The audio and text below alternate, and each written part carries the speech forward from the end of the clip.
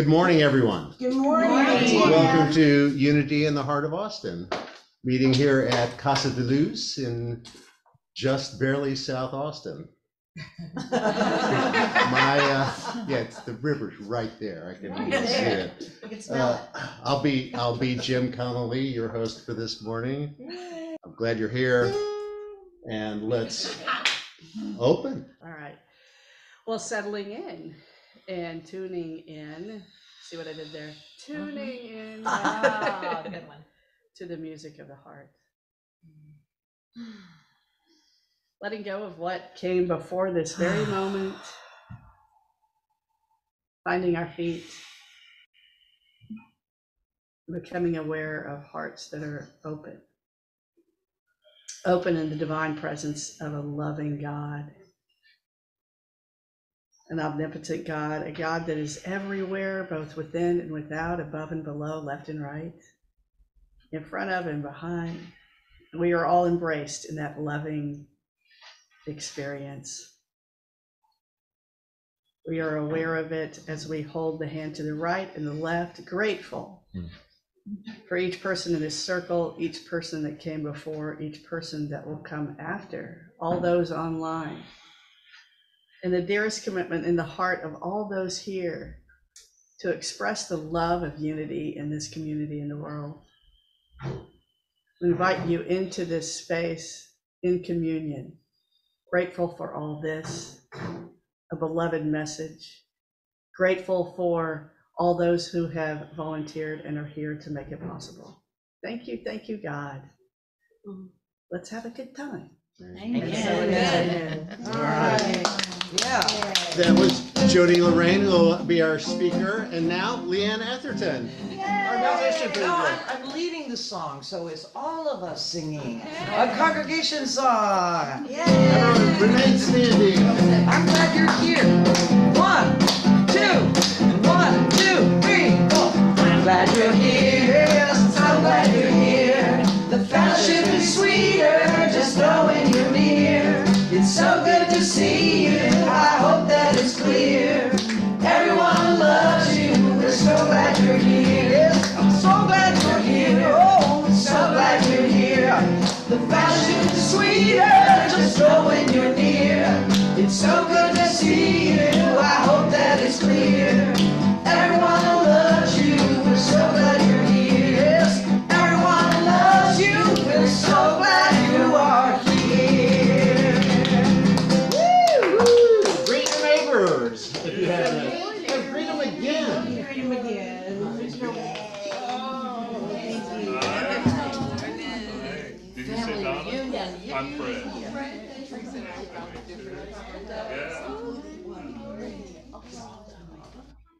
Together, we're going to do our prosperity affirmation. Yes. Together.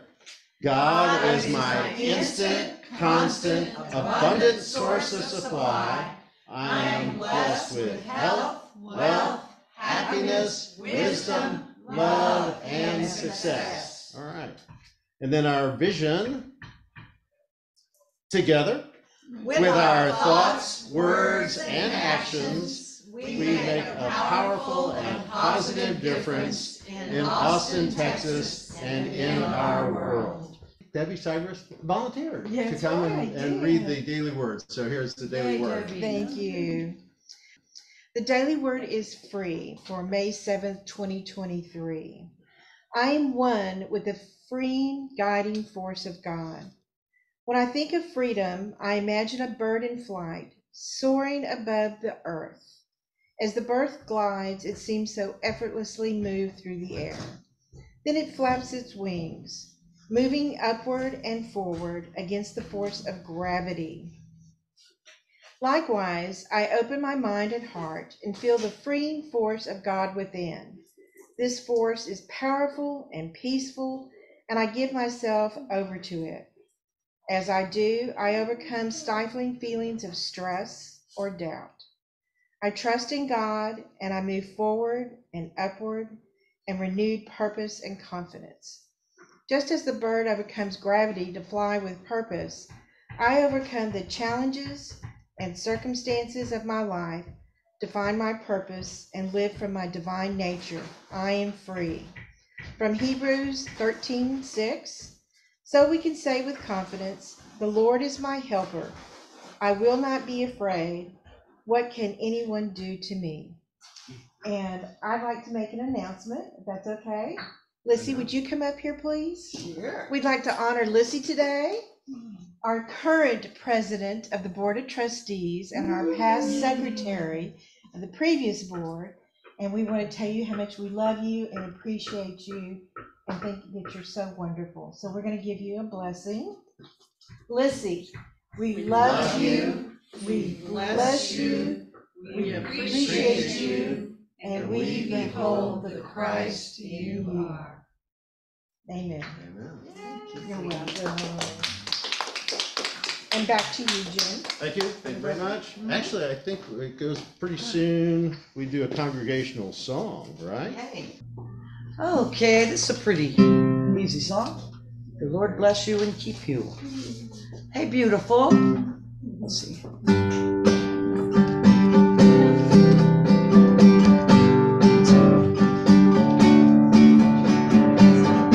Lord bless you and keep you. Make his face shine upon you and be gracious to you. Lord, turn his... Wait a second. Y'all should stand up. Okay. All right. Because it's, And you know, sing along. and it's more fun. I'm going to raise it so y'all can sing it. The Lord bless you and keep you. Make his face shine upon you and be gracious to you. Lord, turn his face toward you and give you peace. You got it? The Lord bless you and keep you. Make his face shine upon you and be gracious to you. Lord, turn his face toward you and give you peace. Amen. Amen. Amen. Oh, amen.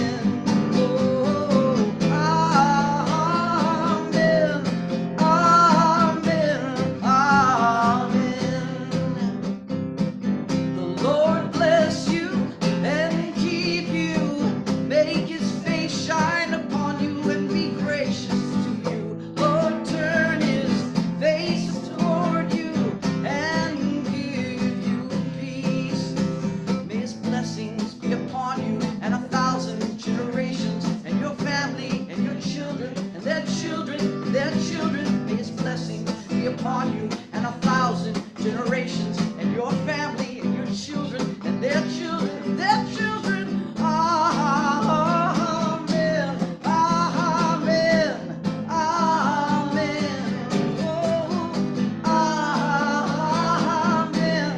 Oh, amen. Amen. Amen.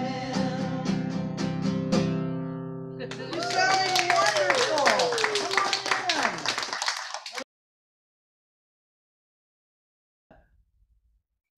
We're having kind of a lighthearted time today, but I'm starting with a roomie. Love me some Remy. So settling in. And get you right in the middle. You think of yourself as a citizen of the universe. You think you belong to this world of dust and matter. Out of this dust, you have created a personal image and have forgotten about the essence of your true origin. So when I was researching this topic of belonging in the heart of God, I came across this study done by the Popular Religious Studies organization, the Barnum Group.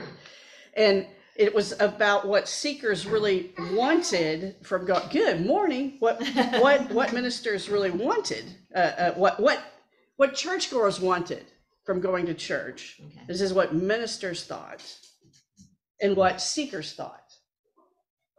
So their answers were as different as what I thought I was seeking when I set out on a lifetime experience to raise my own consciousness back when I was 19 years old. Okay, so the disconnect was pretty interesting. So back then, and for what I'm a little embarrassed to admit was a good deal of time after that, I continued a search, sometimes codependently, on what I thought was belonging. So belonging is that experience that ministers think that seekers want when they come to church. But actually, I'm not a reverend, and I could say that I thought that's what it was too. But it's not. That's not what we're seeking. What the study revealed, also it blew what I was going to do for this talk this morning.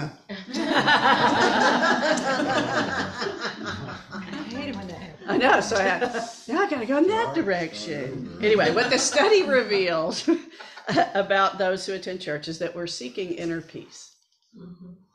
That's what people are looking for. So you think of yourself as a citizen of the universe. You think you belong to this world of dust and matter, and out of this dust, you have created a personal image and have forgotten about the essence of your true origin. I'm not sure I have anything I can possibly say after the realization of a desire for inner peace in this reminder from Rumi, but I have another 17 minutes. So it seems fairly simple that we belong in the heart of God and that essence of our true origin, and that essence with a capital E is all that there is. But psychologically, as human beings, we have that innate desire to feel like we belong somewhere, that we are part of something greater than ourselves. We seek out communities and we seek out groups and tribes where we can connect with others who share our values and our beliefs and interests, of course. We want to feel accepted and valued and loved. We are a part of a group that roots for the Longhorns or the Aggies, or has an iPhone or an Android. We find connection in watching the same shows on Netflix or Prime. Just this morning, we talked about the movies we liked and I encouraged other people to watch them. We identify as straight or gay, married or single, an employee of a certain company. Sometimes Jim goes as somebody from another company to work. A parent, an engineer, a fan of the X-Files, that would be me. A fan of BTS, that's Lissy. And it's often a challenge to know we are more than just these physical bodies and more than just roles we play in society and more than just the labels and identities we attach to ourselves. To coin a common phrase, we are spiritual beings having a human experience. We seek belonging because we ultimately want to be a part of something much bigger than ourselves, to be a part of something divine and eternal that's calling in us, right? To enter into this experience of peace that the Barnum Group says we're seeking, we have to flex the muscle that tells us not to be conformed to this world, but be transformed by the renewing of your mind, that you may prove what is good and acceptable in the perfect will of God. When I say that, I feel like a preacher. But is there another verse, really more unity than that one in the Bible? And that's what, there's only 2 or 3 that really strike me as just so on the mark with unity. So Reverend Ed with Unity.org reminds us that we become conformed to this world when we allow the illusions of separate. That's right, when we conform to the illusions of separation, lack, and limitation. They become the energy motivating our choices and our actions. We believe in the reports of our 5 senses instead of spiritual guidance. And we are transformed when in the midst of this human experience, we remember the truth of who we are, the Christ of God, and allow that truth to shape our choices. And that transformation can only happen when we truly believe in our innate oneness with God. And when we realize that through our inner guidance, we can always discern the will of God and trust that discernment to always bring our highest good. Now, Reverend Ed said that, but as a spiritual director, I'll tell you, yes, that's what that is. I certainly spent a great deal of my life thinking that my belonging had something to do with the external. I mean, and I still do. Certainly we all do, to be honest. Do I belong here in Austin? Look how big it's getting. Do I want to stay here? In what ways? I mean, I'm sure there are those of us, based on all the change happening, we all have those same questions. I wonder about whether I belong in Texas. Yeah. Do I care to proudly be a native Austinite anymore? Politics and the pandemic have created boundaries and put focus on groups we think we should or shouldn't belong to that didn't even exist a few years ago. And these kinds of questions that bind us to the world give us answers that make us feel better for a while until change shakes us up one more time and those questions of belonging arise again. You think of yourself as a citizen of the universe. You think you belong to this world of dust and matter. Out of this dust, you have created a personal image and have forgotten about the essence of your true origin. Now, I'm proposing today that we can access the essence of our true origin, that great essence of all being, the capital E and the capital A and the capital B, essence of all being, by attending to what is called the three faces of God. Now, as a reminder for those of you in the know, or a primer for those of you who are unfamiliar, Ken Wilber defines the three faces of God as ways in which humans can relate to God. Just like in grade school grammar, we can relate to God in all combinations of, we were talking about grammar today, Lissy and I, we can relate to God in all combinations of first person, second person, and third person. So these are God as self, God as other, and God as everything. Beautiful song, Leanne, second person God. That way of just reaching out to God as a friend, as a listener. Unity Reverend Robert Brummett, a friend of mine, notes that, I love to say that.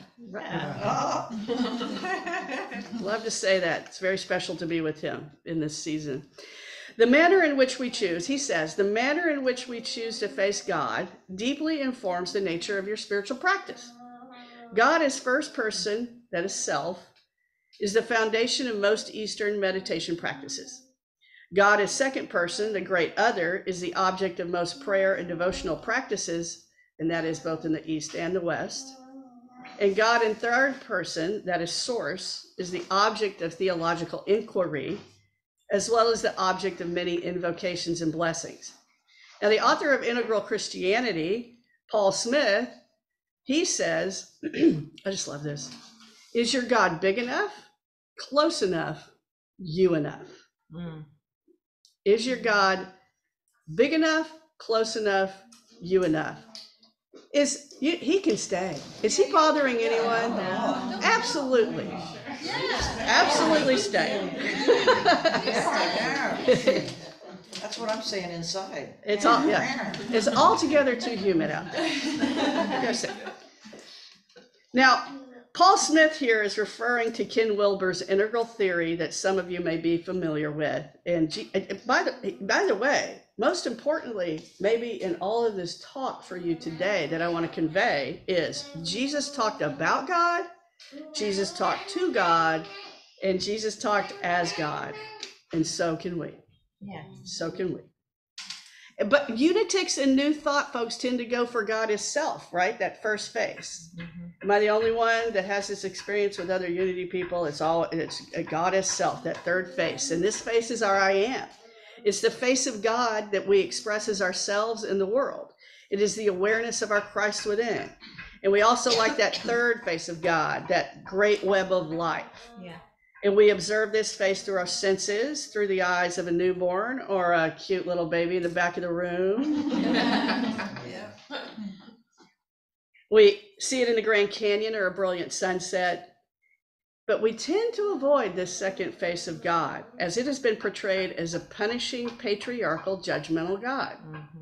But it is also this God that we can speak to most closely. Robert tells us that seeing God only in the first and third person also has a shadow side. So when focusing on God as within and self, there can be a tendency toward a subtle form of arrogance and egocentricity. That's right, it can.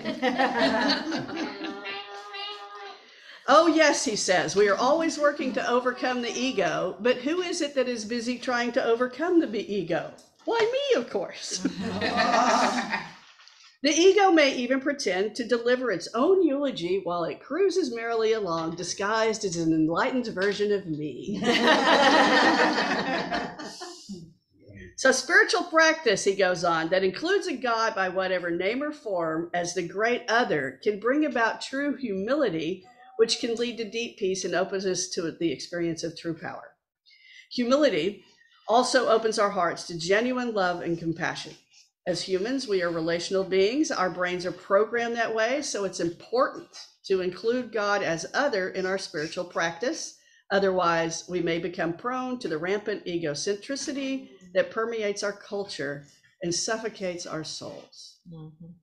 Those of us in sobriety know all too well the second face of God. I struggled and struggled with how I was going to get from belonging to inner peace in this talk, just like I wrestle from time to time with experiencing inner peace in real life, right? But I think that it might live in embracing this second face of God along with those others for a healthy spirituality.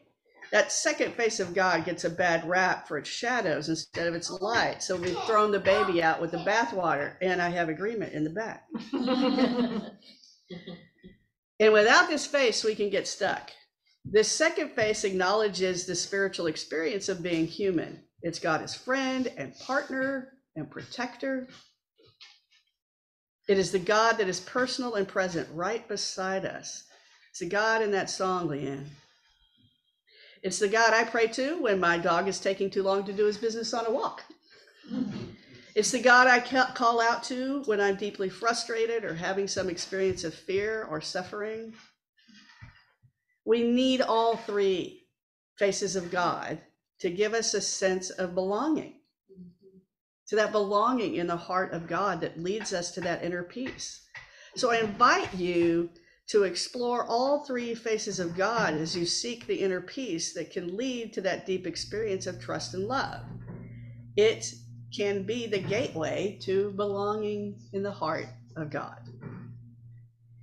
Include all the faces of God in deepening your spiritual life.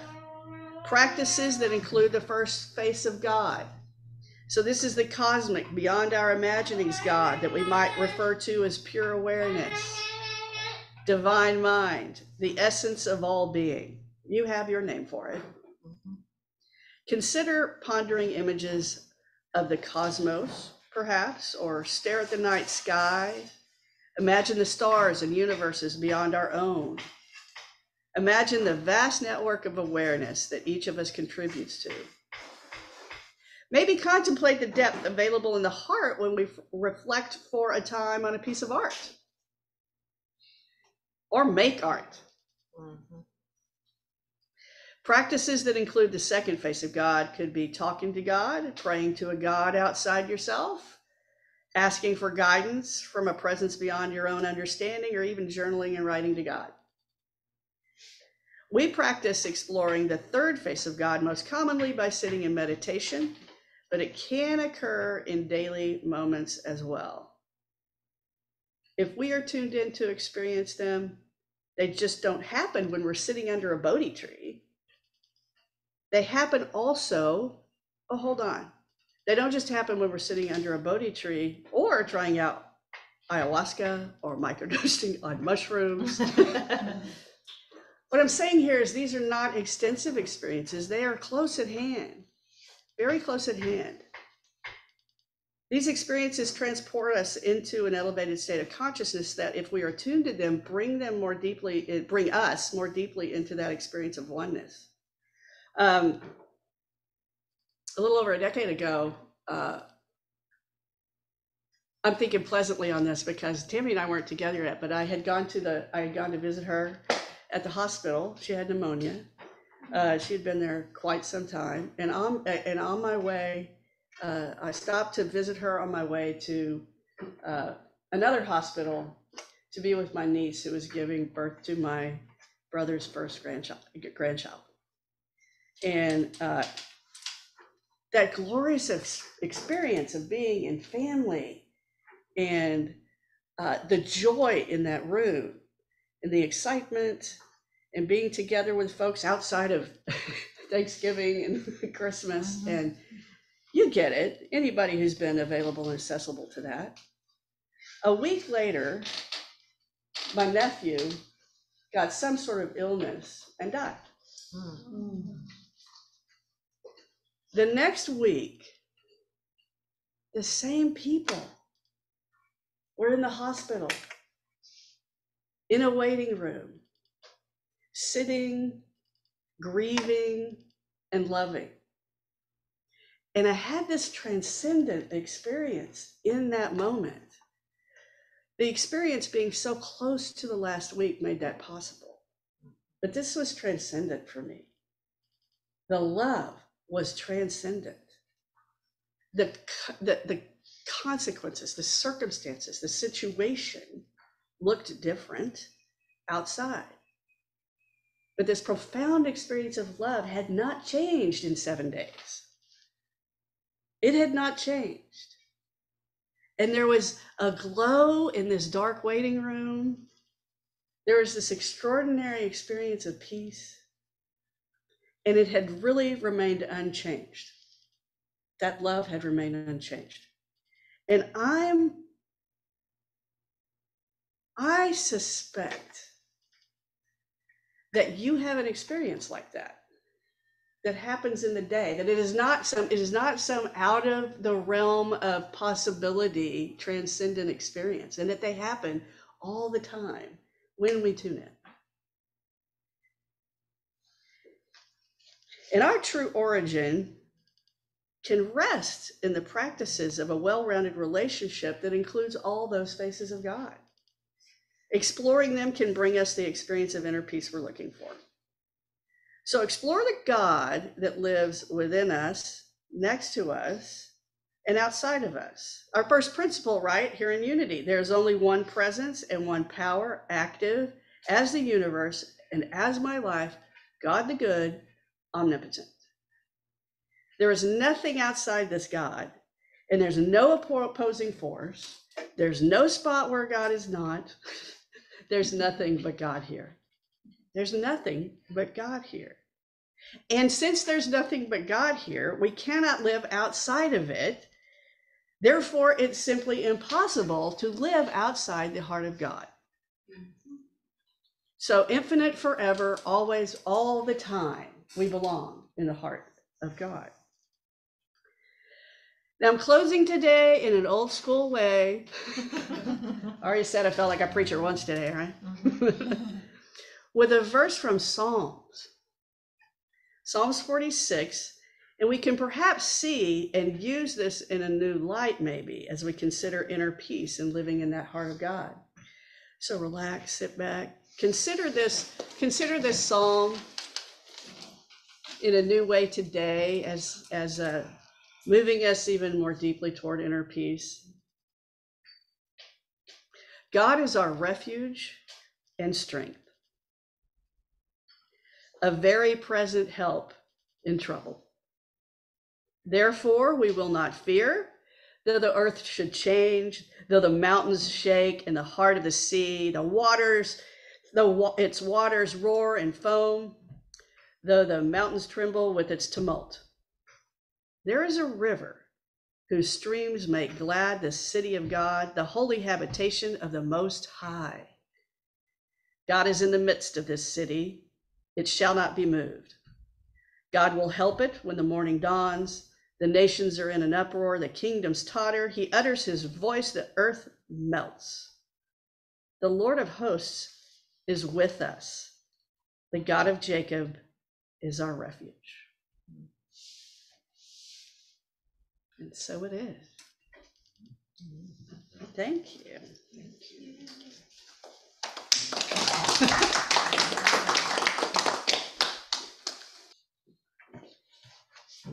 Close your beautiful eyes.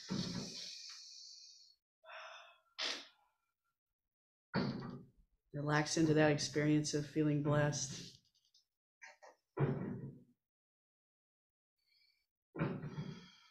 Blessed by the renovation you might hear behind us.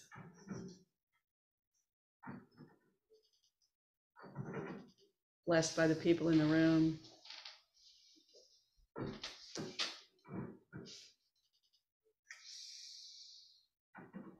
And move a little deeper if you might. What brings you to the present in this moment? Is the sound you hear outside?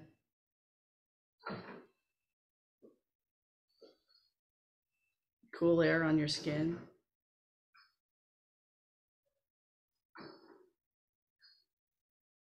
Think about dropping your ears from your shoulders a little bit further.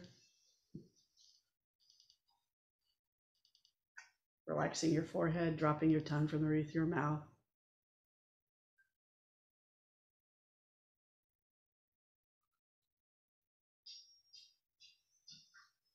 In the meditation today, I invite you to consider the three faces of God.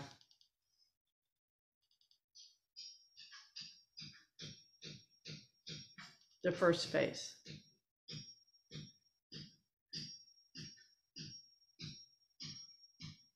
Welcome what comes up in response to this statement.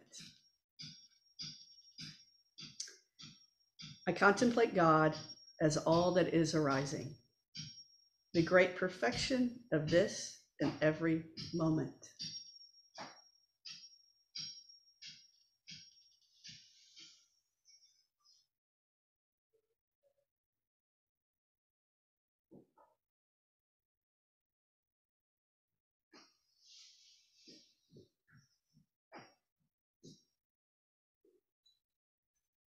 Consider the second face.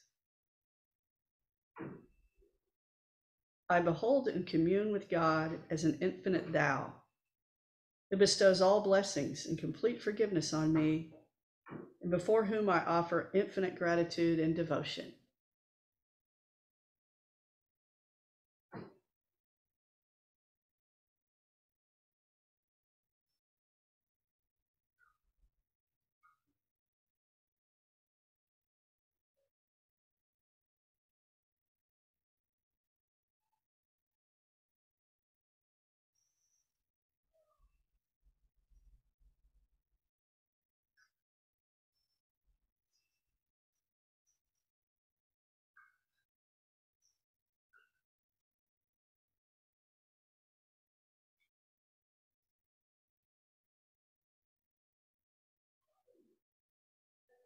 And imagine the third face of God.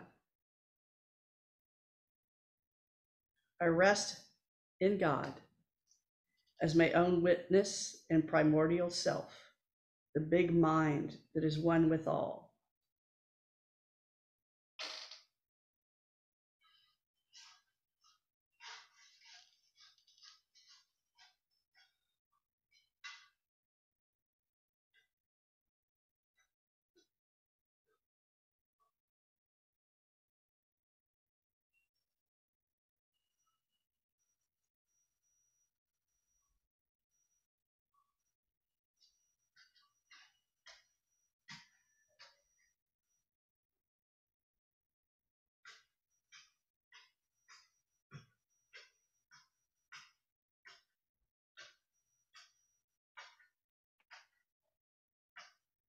And in this ever-present, easy, and natural state, we may go on about the day.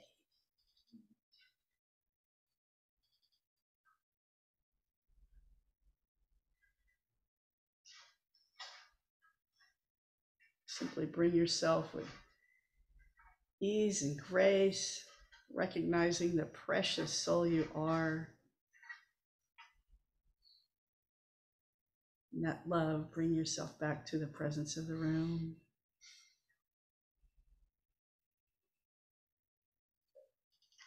And so it is.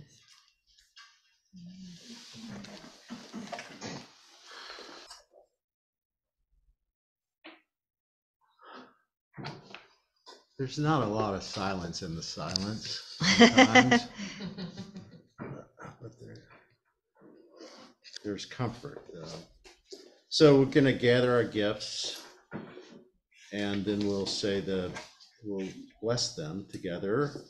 Divine love blesses and multiplies all that I am, all that I have, all that I give, and all that I receive. Now more music. There you go. Perfect. So, if you don't know the words, you're up on the screen. Dum da da dum dum dum. Let there be peace on earth, and let it begin with me. Let there be peace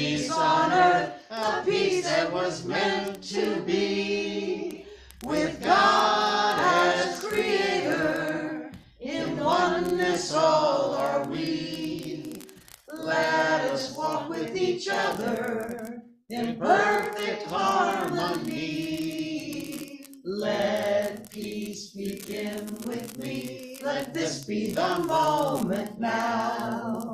With every step I take, let this be my joyous vow. To take each moment and live each moment in peace eternally. Let there be peace on earth, and let it begin with me. The light of God surrounds us, the love of God enfolds us, the power of God protects us, the presence of God watches over us.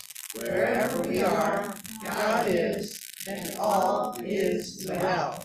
And